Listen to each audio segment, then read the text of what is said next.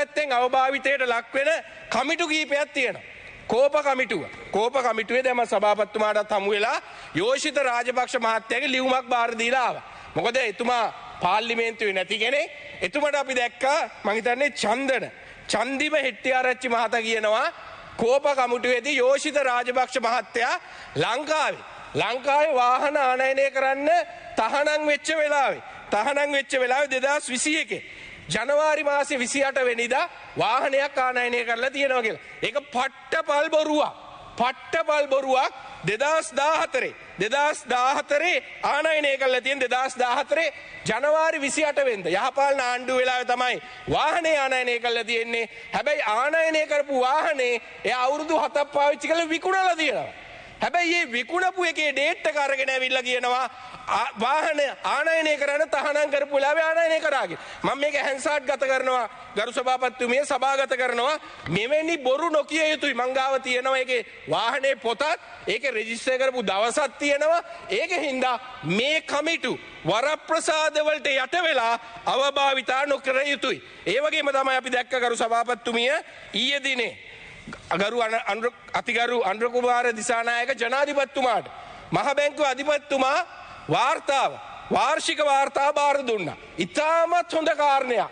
දැන් ගිහිල්ලා central bank එකේ වෙබ්සයිට් එකට ගිහිපු ගමන් අපිට බලා ගන්න පුළුවන් වාර්ෂික වාර්තාව.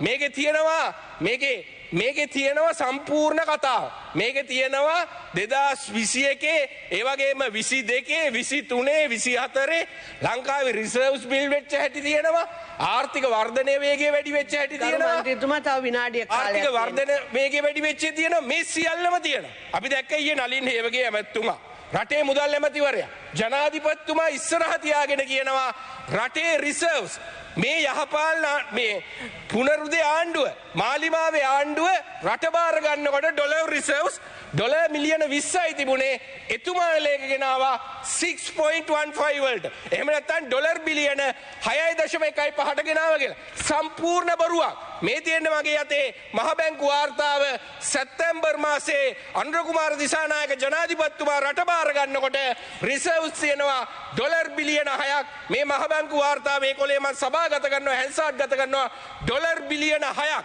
සාමාන්‍යයෙන් 2024 තිබුණේ 23 අවසාන වෙනකොට තිබුණේ ඩොලර් බිලියන 4.3යි.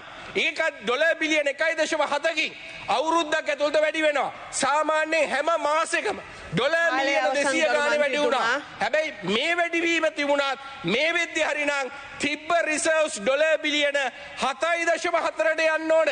ඒ වැඩපිළිවෙල ගියා නම්. හැබැයි අද වෙලා තියෙන්නේ ඩොලර් මිලියන 150යි මාස 7ටම වැඩි වෙලා තියෙන්නේ. ඒකින්ද කරුණාකර කියනවා දැන් මහ බැංකු වාර්තාව තියෙනවා. කරුණාකර බොරු කියන එක නවත්තන්න.